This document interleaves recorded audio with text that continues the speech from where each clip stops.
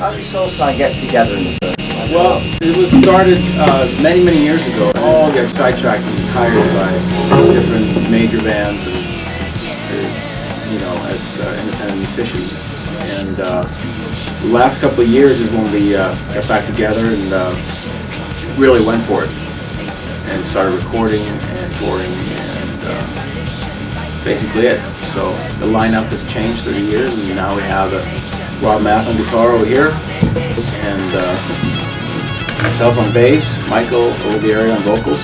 He's been with Leatherwolf before, and got Mike Taylor on drums. Yeah.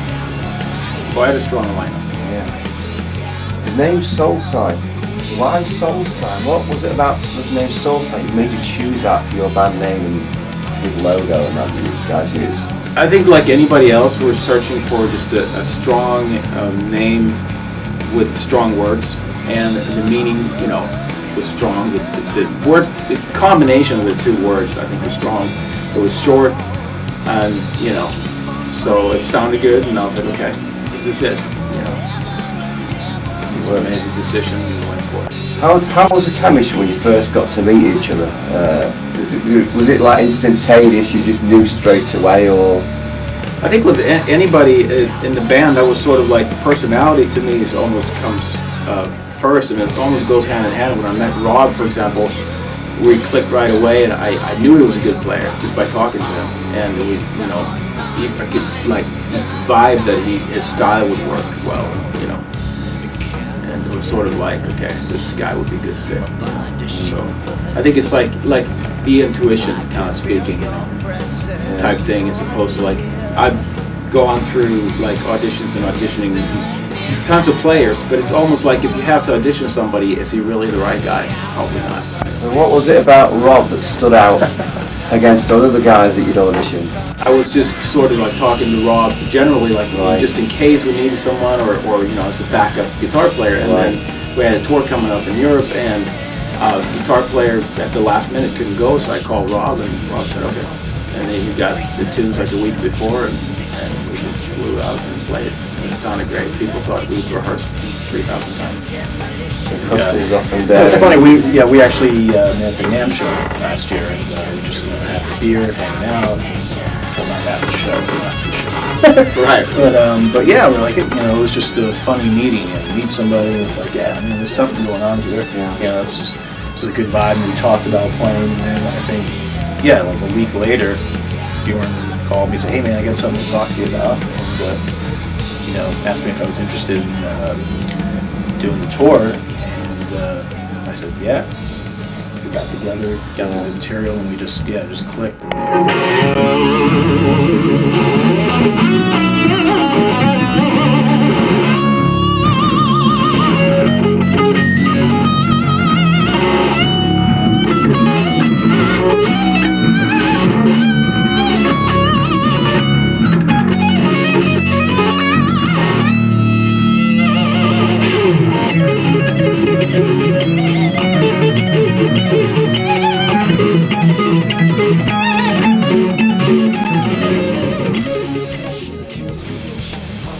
What players influenced you to get to that standard that you're at right now, or when you first met? What was it that drove you to that, and the influence and style of it all? I have a lot of different influences, but probably the biggest influence on me was Eddie Van Halen, but so many different players that I was influenced by. Guys like Brian Setzer, which is completely different. Yngwie Malmsteen, and probably hear a little of that kind of style in there. George Lynch. We were just, I don't know. We were recording some guitars, and we were just sitting around, and there was a solo section on there, and I kept playing the same thing over and over, and it was that whole kind of bluesy thing, and then I think you started doing the tapping, that riff, an idea just kind of went off and doing. Yeah, and I'm like, with that sweeping thing you do. And and I was kind of trying to actually keep up with what he was doing. I was like, well, okay, I've got a lick that'll do that. And then then we put it together, and it was like, wow, there's a cool new section. It's like, the influences come from many different directions, and a lot of it, to me, I'm a very spontaneous type of player. I don't sit and calculate everything and this has to be like that, or I don't try to copy one guy, and I don't think I've ever learned a full record off of any of my favorite bass players that they play on, because I like a lot of them, John Paul Jones, Billy Sheehan, Marcus Miller, but I don't sit down and copy exactly what they do. It's just like I admire their playing, and people like that inspired me more than anything else, and I think that's the most important for players to realize, that's what's important, to be inspired and to play and be creative in your own way. And learn from people, but learn many different things from many different people, and just kind of try to pick up the vibe, learn the licks, create your own vibe, but also when you copy, like for example, if somebody wants to go out and copy a cover tune, try to capture the vibe. Like, don't necessarily sit down and try to play every lick that John Paul Jones does, because he improvised, and that's him. Now if somebody's a player, I'd say go be your own player, go be yourself. And I think that comes from many years of just playing. There's tons of different songs, tons and tons of bands. I've been hired by and played in 3 years of thousands of songs, and I think that's where it comes from. And then you sort of find yourself within that. If that makes any sense. I think that's probably why we, vibed well, played well together, because I come from a similar place. I draw on a lot of different influences, but I never, really stuck to that. Or tried to learn anything like to the T, like note for note. I picked up more of the vibe, and then I would kind of take it and try to make it my own and do something creative with it. When I listened to a player, it was more like an inspiration. And of course there was stuff that they would be doing. You go, wow, what's that? How do they do that? How do they do that? And you try to learn it, and then eventually, it would morph into kind of your own thing. So we come from a similar kind of background, I think. When we play stuff, it's like, we try to nail it down, but then we just kind of go for it. The feel comes out. Yeah, I think learning the staples and learning the arrangements of the song, I think, is important. We always leave room for improvisation. The solo section, sometimes we go on for a while. If we're feeling it and we're inspired. If we're not inspired, we'll cut it shorter. And that's what makes it fun, when we play live and stuff. We don't try to rehearse the improvised sections, doing rehearsals, because it kind of kills the vibe, the spontaneity when you get on stage. So, and we're capable of doing that, so we sort of take advantage of that, and we kind of feed off of each other, and then we have a very solid drummer that sort of just lays it down, and he's always there right behind us, very solid. So if we go off, we can count on him. So you want to get songs together, or it depends on the song, the vibe that you've got naturally there and then? Well, I think to me, it's always the spontaneous. Like, the best songs, I think, are written right there and then, in 2 minutes, or, the most of it.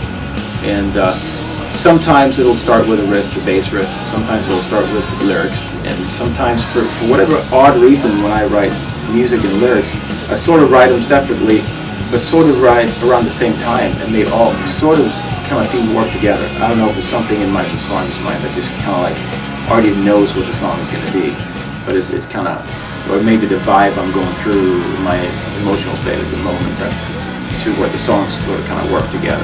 It's happened many times like that. So it's not like calculated, and it's more like, like many other people have expressed the same thing. It's sort of like a channel inside of you that's just opens like a volcano, and just stuff just comes through you.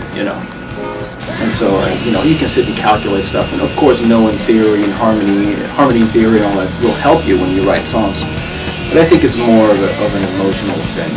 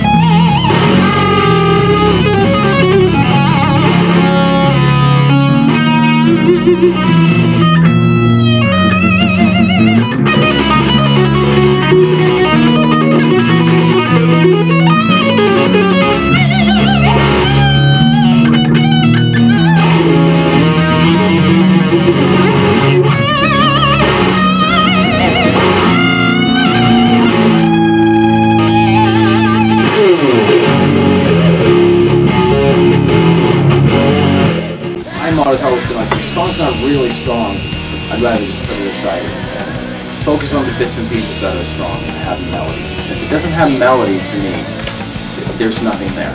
And I think we can feel that every tune has its own strength, you know, and it would fit on the radio. And that's, you find sometimes if you strip it down to acoustic, if it works acoustic, then you know you've got a belting, strong song right there in your hands.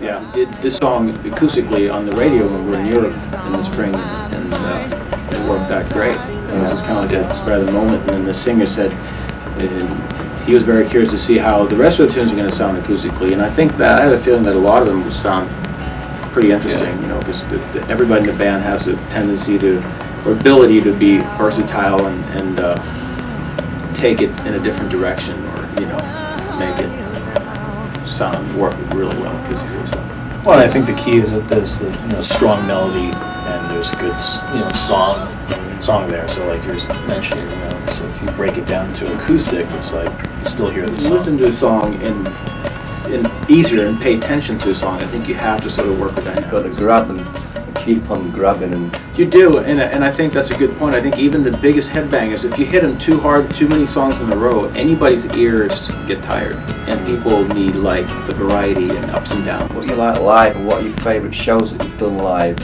in the US or in Europe? And well, we have some good shows here. I think Europe is very responsive to our music, and I think our specific style of hard rock would work really well in the U.S. as well, but Europe seems to be very appreciative, and I think the people are more honest. Or in the market is more honest to what's good and bad. It's not so controlled by trends, and so we could start or begin the set with any song and people would buy it. I think U.S. is a little bit, people have expectations whether it's good or bad. They just expect certain things, so. Not to be controlled by that, but I think it's a little bit of a different animal. But I think we've had some good shows in both places. You know, I think there's some really strong audience here. There's just not. I just don't think that rock music is being pushed enough and given a fair deal of the music market in the States at all. What's about like your first guitar you had, and first bass you had, and what kept you going? My first bass was through mail order, and back then, for $100 or $200, you didn't get very much quality.